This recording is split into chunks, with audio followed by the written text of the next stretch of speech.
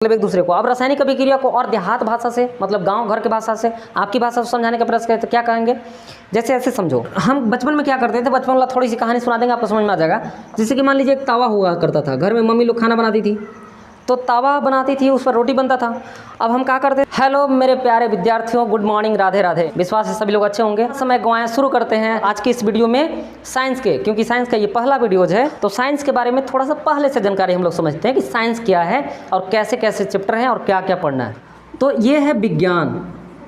अब विज्ञान को समझिए, तो विज्ञान है जो अपने आप में भाई महासागर, ठीक है। लेकिन आप क्लास 10th में हो तो अभी फ़िलहाल आप इतना ही जानो, क्योंकि ज़्यादा वीडियो लंबा हो जाएगा और ज़्यादा इस पर बात नहीं करेंगे। बस जल्दी जल्दी से बताना चाहेंगे कि आपका जो साइंस है वो 3 कैटेगरी में, यानी कि 3 भाग में डिवाइड होने वाला है। पहला होने वाला है भौतिक विज्ञान।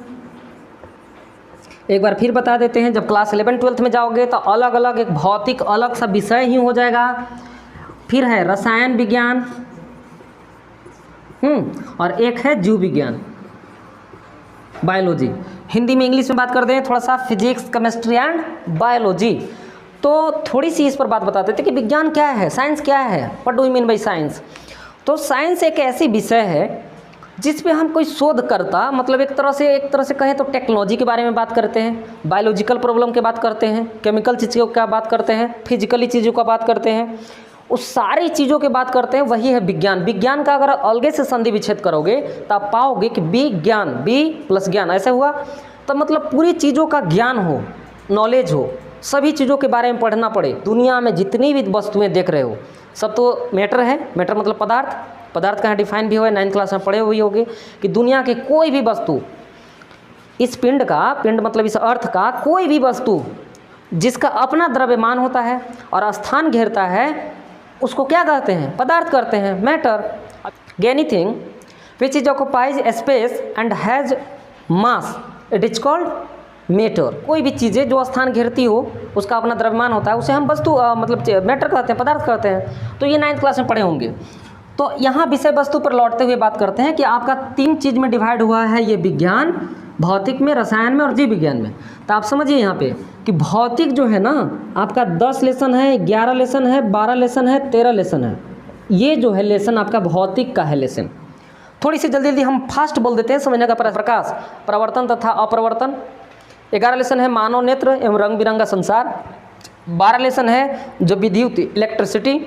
13 लेसन है विद्युत का चुंबकीय प्रभाव ना, मैग्नेटिक इफेक्ट ऑफ इलेक्ट्रिसिटी, विद्युत का चुंबकीय प्रभाव। तो ये लेसन है आपके फिजिक्स के। और रसायन की बात करते हैं बाबू, तो lesson number 1, 2, 3 and 4 and also 5। मतलब रसायन, एक लेसन में क्या है? रासायनिक अभिक्रिया एवं समीकरण। दूसरा में होगा एसिड, बेस एंड साल्ट, मतलब अम्ल, क्षारक एवं लवण। 3 में होगा धातु और अधातु, मतलब मेटल एंड नॉन मेटल। 4 में होगा कार्बन एंड इट्स कंपाउंड, मतलब कार्बन और उसके यौगिक। और 5वां लेसन में होगा डियर आपका पीरियोडिक क्लासिफिकेशन ऑफ एलिमेंट, मतलब तत्वों के आवर्त वर्गीकरण। तो ये है आपका केमिस्ट्री का लेसन। बायोलॉजी बाद बाकी जो बच गया 6, 7, 8, 9, 10 तो यहाँ घुस गया, फिर 12, 13, 14, फिर अगला है 15, फिर 16 और एक 16, यानी कि 16वां लेसन कह सकते हो कि फिजिक्स में आ जाता है, क्यों वो ऊर्जा वाला है।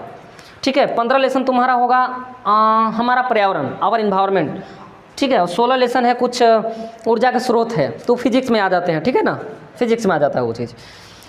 तो इस तरह से एक बुक में तीनों चीज़ों, तीनों यूनिट को आपको 10th क्लास में पढ़ना है। लेकिन एक बार फिर से आपको आगाह कर देते हैं, जब क्लास 11th में जाओगे, 12th में जाओगे, तो एक फिजिक्स, केमिस्ट्री, बायोलॉजी अलग अलग एक विषय हो जाएगा डियर।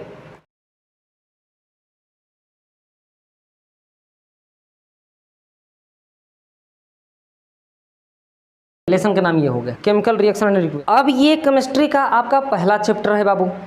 अब इस चैप्टर में क्या देखना है, तो सब बेसिक चीज़ें देखनी है। हाँ, हम प्रयास करेंगे कि इसी वीडियो में ये पूरे लेसन को समाप्त कर देते हैं, एक ही वीडियो में पूरा लेसन। ठीक है, तो उसके लिए आपको थोड़ा सा पैसेंसफुली देखना होगा ना। तो भाई समझो, केमिकल रिएक्शन एंड इक्वेशन। ठीक है, लेसन के नाम में ही छुपा हुआ है इसका पूरा काम, क्रिया, कैरेक्टरिस्टिक्स, पूरा हर चीज़। रासायनिक अभिक्रिया, रासायनिक अभिक्रिया मतलब क्या भाई? Chemical reaction. केमिकल रिएक्शन मतलब क्या कि कोई भी ऐसी चीज़ें जो आपस में एक दूसरे को रिएक्ट कर रहे हैं, जैसे कि बारिश हो रहा है, तो बारिश हो रहा है तो क्या हो रहा है कि हाइड्रोजन और ऑक्सीजन आपस में मिल रहा है, तब जाके H2O बन रहा है। उसी तरह से आप मान लीजिए सपोज दैट कि एक और चीज़ एग्जांपल देते हैं, जैसे एसिड और जब बेस दोनों को मिलाएंगे ना तो ये साल्ट बना देगा, नमकीन चीज़ बना देगा। जैसे कि वो ले लेते हैं एसिड तो HCl मतलब हाइड्रोजन क्लोराइड और प्लस बेस कोई ले लेते हैं NOH सोडियम हाइड्रोक्साइड, तो ई मिलके क्या बना देगा NaCl प्लस H2O। ठीक है, ये 2 लेसन पढ़ोगे तो आपको समझ में आएगा एसिड बेस साल्ट में है, लेकिन हम यहाँ पे रिएक्शन समझाना है इसलिए बता रहे हैं। जब ये आपस में एक दूसरे को रिएक्ट किए तब देखो NaCl बना दिया। अब हमारा कहने का मतलब यही है रासायनिक अभिक्रिया, मतलब एक दूसरे को। अब रासायनिक अभिक्रिया को और देहात भाषा से मतलब गांव घर की भाषा से आपकी भाषा से समझाने का प्रयास करें तो क्या कहेंगे, जैसे ऐसे समझो। हम बचपन में क्या करते थे, बचपन वाला थोड़ी सी कहानी सुना देंगे आपको समझ में आ जाएगा। जैसे कि मान लीजिए एक तवा हुआ करता था, घर में मम्मी लोग खाना बनाती थी तो तवा बनाती थी, उस पर रोटी बनता था। अब हम क्या करते थे, क्या किया कि मम्मी खाना बना के चली गई ना, तो हम इस पर क्या किया ना कि पानी डाल के हम देखने लगे, एकदम मज़ा आ रहा था आवाज़ सुनने में। तो हम रोज़ क्या करते कि मम्मी खाना बना के जाती तवा पर, और रोज़ क्या करते कि गिलास में पानी लेते हैं और मम्मी को देखते कि नहीं है ना, तो जाकर ओकरा पर पानी धीरे धीरे डालते, मज़ा आता है एकदम सुनने में। तो ऐसे ही रोज़ करते थे और मज़ा भी आता था। रोज़ मम्मी परेशान, क्या मम्मी परेशान कि भाई दूसरा दिन रोटी बनाने जाए तो उस पर रोटी बने लेकिन क्या हो ना कि उसका परत ही ख़त्म हो जाए, मतलब जो चिकना परत रहता है उस पर क्या हुआ कि चिकना परत ख़त्म हो जा रहा है बार बार। तो ये मम्मी सोच रही कि हो क्या रहा है भाई, रोटी काहे नहीं पक रहा है, मतलब काहे इसे हो जा रहा है, परत बार बार कौन ख़राब कर दे रहा है। तो एक दिन छुप के मतलब देख रही थी रात के समय रोटी बना के। एक बाद हम कहा कि गिलास लिए, वही बात गिलास लिए और इस पर ले जाके पानी डालने लगे। अब मम्मी देखी, कान पकड़ के उन्हें दौड़ा के ले गई कि तुम ही इतना रोज़ रोज़ परतवा ख़राब करता है। तो हमें वहाँ बचपन में समझ में नहीं आया, हमको यहाँ समझाने का प्रयास कर रहे हैं कि हुआ क्या ना कि पानी डालने से इस लोहा पर, ये लोहा था फेरस था, हम तो ये Fe2O बना देता था, मतलब फेरस का ऑक्साइड बना देता। ताकि लोहा पर अगर हम पानी डाल रहे थे और गर्म में तो रिएक्ट कर करके हाइड्रोजन गैस उड़ा दे रहा था। ठीक है, हाइड्रोजन गैस उड़ जा रहा था और हो क्या रहा था कि इसका ऊपरी वाला परत जो चिकना था वो रिएक्ट करके हाइड्रोजन गैस बना करके इसका परत खत्म हो जाता था, नीचे वाला चीज़ हो जाता था। तो यहाँ पर रिएक्शन हो रहा था, उसी को बोलते हैं रासायनिक अभिक्रिया। लोहा रिएक्ट कर दिया और उसका जो चिकनी परत था खत्म हो गया, समझ रहे हैं ना। तो ये चीज़ मुझे अब समझ में आने लगा। तो हम सोचते हैं बच्चे लोग के कि प्रैक्टिकल नॉलेज पर ज़्यादा फोकस करें। ये चीज़ आप यहाँ पे लौटते हैं। समीकरण क्या है, तो ये समीकरण इक्वेशन है। यहाँ पे समझिए कि एक तरफ होता है अभिकारक और उत्पाद होता है। इसको इंग्लिश में बोलते हैं रिएक्टेंट और इसको बोलते हैं प्रोडक्ट। जो इधर रिएक्ट करके बनाता है वो नया पदार्थ कोई भी चीज़, तो उसको बोलते हैं उत्पाद, प्रोडक्ट। तो आप समझिए कि इधर है LHS और इधर है RHS। LHS वाला RHS वाला, LHS is called the reactant यहाँ पे कहें तो, और इधर का प्रोडक्ट। जैसे कि कह लें कि A + B फॉर्म करेगा C। समझिए कि दो रिएक्टेंट मिल करके, दो पदार्थ मिल करके एक नए पदार्थ का निर्माण कर दे रहे हैं। तो इसी को बोलते हैं रासायनिक अभिक्रिया और इसको बोलते हैं रासायनिक समीकरण, मतलब इक्वेशन। ठीक है, समझ में आ रहा है? ठीक है ना। संकलन अभिक्रिया इसको बोलते हैं एडिशन रिएक्शन। दूसरा है वियोजन अभिक्रिया, वियोजन अभिक्रिया यानी कि इसको बोलते हैं डिकम्पोजिशन रिएक्शन, डिकम्पोजिशन रिएक्शन। अगला की अगर बात करें तो हो गया कि विस्थापन अभिक्रिया,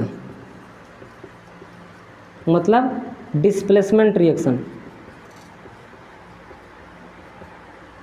और अगला बात करें तो द्विविस्थापन अभिक्रिया।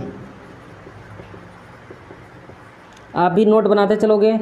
द्विविस्थापन अभिक्रिया मैंने मतलब इसको बोलेंगे डबल डिस्प्लेसमेंट रिएक्शन। अगला बात करेंगे, अभी इतना ही पर बात कर लेते हैं हम लोग। इसके बाद दूसरे वीडियो जो बनाएंगे उसमें पूरा चीज़ बात कर लेंगे। पहले वीडियो में इतना ही बात कर लेते हैं। संकलन अभिक्रिया मतलब एडिशन रिएक्शन।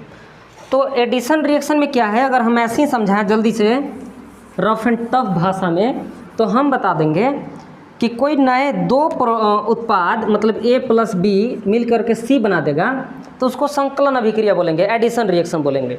मतलब अगर जनरल स्थिति में बता रहे हैं, A + B जनरल स्थिति ले रहे हैं ना, ऐसे समझिए। वैसी रासायनिक अभिक्रिया, संकलन अभिक्रिया, वैसी रासायनिक अभिक्रिया जिसमें दो उत्पाद मिलकर दो अभिकारक मिलकर के एक नए उत्पाद का निर्माण करते हैं, उसे कहते हैं संकलन अभिक्रिया। ऐसे भी समझो एडिशन रिएक्शन, दो आपस में ऐड होकर के एक नया चीज़ बना रहा है, ठीक है, उसको बोलते हैं एडिशन रिएक्शन। तो आप एग्जाम में कैसे लिखोगे कि वैसी रासायनिक अभिक्रिया जिसमें दो अभिकारक मिलकर के एक नए उत्पाद का निर्माण करते हैं उसको हम संकलन अभिक्रिया कहते हैं। एग्जाम्पल में ऐसे ही समझा दोगे तो कोई दिक्कत नहीं है, और नहीं तो फिर ऐसे भी एग्जाम्पल अगर रियल देना होगा तो H2 + O2 = H2O। अब इसी का वियोजन अभिक्रिया क्या है कि जस्ट अपोजिट है, उल्टा है। मतलब क्या कि C करके और A + B बनाएगा, मतलब एक जनरल हम समझाने का प्रयास कर रहे हैं।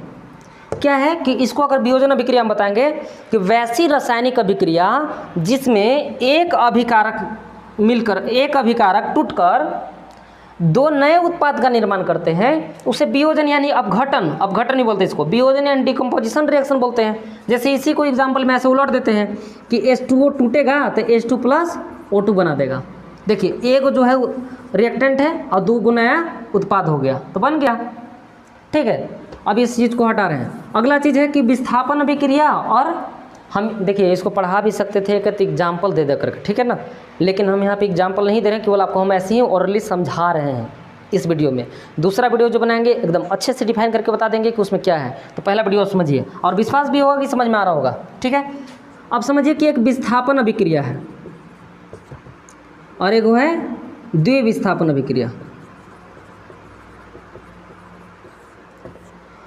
विस्थापन द्विविस्थापन क्या है भाई समझो। द्विविस्थापन को पहले समझते हैं, विस्थापन समझ में आ जाएगा, ठीक है ना। ये SO4 + NaCl, समझिएगा Cl है, ठीक है।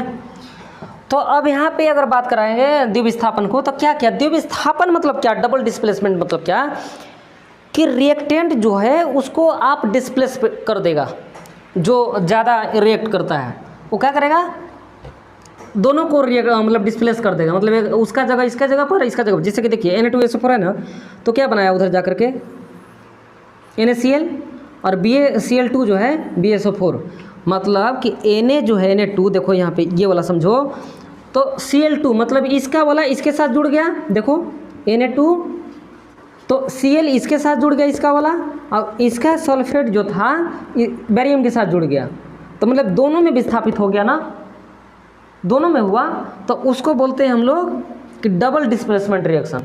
मतलब रिएक्टेंट के इधर दोनों क्या कर गया कि डबल डिस्प्लेस कर दिया, तो ऐसे कर दो। अब ये क्या कर सकते हैं कि यहाँ पे अनबैलेंस रिएक्शन है, मतलब असंतुलित अभिक्रिया है। द्विविस्थापन दोनों जगह करे, और विस्थापन का अभिक्रिया कह सकते हो कि एक जगह विस्थापित करे रिएक्टेंट में ना, तो उसको बोलते हैं विस्थापन अभिक्रिया। अब आप दूसरे वीडियो पार्ट बनाएंगे तो उसमें बता देंगे। थोड़ा सा समीकरण के बारे में बताते हैं। समीकरण, ठीक है, दो प्रकार के। पहला है कि संतुलित अभिक्रिया, संतुलित हुआ, और एक हो गया असंतुलित। मतलब कि इंग्लिश में बोले तो बैलेंस रिएक्शन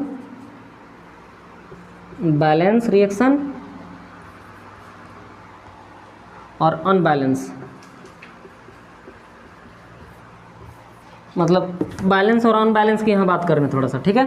तो जैसे अभी तुरंत लिए थे द्विविस्थापन अभिक्रिया वाला, जैसे क्या लिए थे, Na2SO4 sodium sulphate plus barium chloride, जब दोनों मिलेगा तो ई बना देगा बेरियम सल्फेट BaSO4 और प्लस NaCl, ये ना। तो आप देखो कि बैलेंस है कि ना बैलेंस है। आप ऐसे एक एक चीज़ मिलाओ, Na2 मतलब सोडियम 2 गो है, तो सोडियम इधर 1 ही गो है, तो गलत है। तो जैसे ही आपको एक गो मिला, मैंने 2 गो मिला, तो समझ लो कि Na तो घटा नहीं सकते, हमको घटाना नहीं है, जोड़ना है, तो हम मान लो कि 2 गो यहाँ मार देंगे हम, चलो अच्छी बात है। तो ये दोनों का बैलेंस हो गया। लेकिन Cl इसके चक्कर में क्या हुआ कि 2 गो हो गया, तो Cl इधर अगर 2 गो होगा तो हमारा अच्छा बात हो गया, चलो बढ़िया बात, 2 गो हो गया, 2 गो एन हुए, 2 गो बैलेंस हो गया। अगला बात है कि सल्फर देखो 1 है, इधर भी 1 है। ऑक्सीजन इधर 4 है, इधर भी ऑक्सीजन 4 है, अच्छी बात है। बेरियम देखो 1 है, बेरियम इधर भी देखो 1 है। अब ये क्या हो गया, संतुलित हो गया, ठीक है ना। तो ऐसे हम लोग संतुलित भी करते हैं। अब एक छोटी सी, पहले भी एक समीकरण लिखे थे, ये वाला हाइड्रोजन क्लोराइड मतलब Cl प्लस में NOH बेस को लिए थे और बनाया था NaCl और प्लस H2O बनाए थे। मतलब एसिड बेस रिएक्ट करेगा तो न्यूट्रल, मतलब ये साल्ट बना रहा था। तो आप देखोगे इधर ये बैलेंस है एकदम, ये कोई दिक्कत है नहीं इसमें, बैलेंस अभिक्रिया। देखो हाइड्रोजन 1 गो है, 1 गो 2 गो, इधर हाइड्रोजन 2 गो है, तो इधर भी हाइड्रोजन 2 गो है। इधर देखो क्लोरीन एगो है तो क्लोरीन एगो है, सोडियम एगो है तो सोडियम एगो है, ऑक्सीजन एगो है तो ऑक्सीजन एगो है। तो ये बैलेंस अभिक्रिया है, कुछ कुछ अभिक्रिया ऑलरेडी बैलेंस होते हैं। अब चलिए इक्वेशन ऐसी बात कर लेंगे, दूसरे वीडियो के पार्ट में बात करेंगे बैलेंस करने, लेकिन अब एग्जाम के दृष्टिकोण से यहाँ बताएंगे तो थोड़ा सा ये बताएंगे ना कि एग्जाम में आपका 5 नंबर के आते हैं, और होता क्या है ना कि आपको ऐसे दिया हुआ होता है रिएक्शन और बोलता है कि बैलेंस करिए, मतलब यहाँ नहीं दिया रहेगा ये, ठीक है, बोलेगा बैलेंस करिए, तो आपको पता चलना चाहिए कि कहाँ कम हो रहा है, तो ये बैलेंस करोगे ऐसे। एक तो दृष्टिकोण ये हो गई।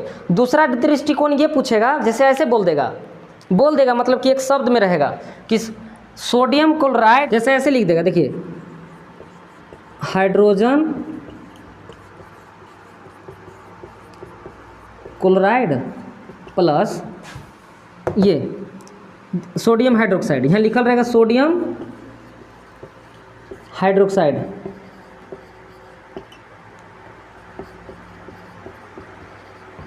मतलब ये दोनों मिलेगा तो बनाएगा आपका sodium chloride, sodium chloride plus जल, ऐसे लिखल रहेगा। अब बोलेगा कि इसका लिख करके आप बैलेंस करो भाई, अब लिख करके बैलेंस करो, तो तुमको ऐसे एग्जाम में आएगा तो तुम लिखोगे ना सोडियम क्लोराइड, अभी लिखल फार्मूला पता रहेगा तब ना कि हाइड्रोजन क्लोराइड मतलब HCl, और सोडियम हाइड्रोक्साइड मतलब NaOH, और सोडियम क्लोराइड बनाएगा मतलब कि सोडियम क्लोराइड मतलब कि ये साल्ट, कॉमन साल्ट, और जल का फार्मूला पता होना चाहिए। तो एक तरीका तो ये होता है, एक तरीका कि ऑलरेडी ऐसे दिया हुआ होता है बैलेंस करना, ठीक है, समझ में आ रहा है ना। तो ऐसी चीज़ें होती है कि आप कर सकते हो, और दूसरे वीडियो का पार्ट आएगा तो हम उसको मैं पूरा समझाएंगे कि आपको कैसे कैसे करना है। इस वीडियो पार्ट में बहुत लंबा हो जाता, इसलिए हम छोटी सी जानकारी दिए हैं, पूरी तरह से नहीं कह सकते हो कि लेसन कुछ भी हम नहीं दिए हैं, बस इतना समझिए। ये लेसन को थोड़ी बहुत मतलब कि बेसिक बातें हम बताए हैं, ठीक है। विश्वास है सभी लोग को समझ में आया होगा। अंतिम में वही कोटेशन के साथ मैं छोड़े जा रहा हूँ आपको, सोचोगे नहीं तो करोगे कैसे। तो चलिए, आपको पसंद आया होगा। Thank you, bye bye.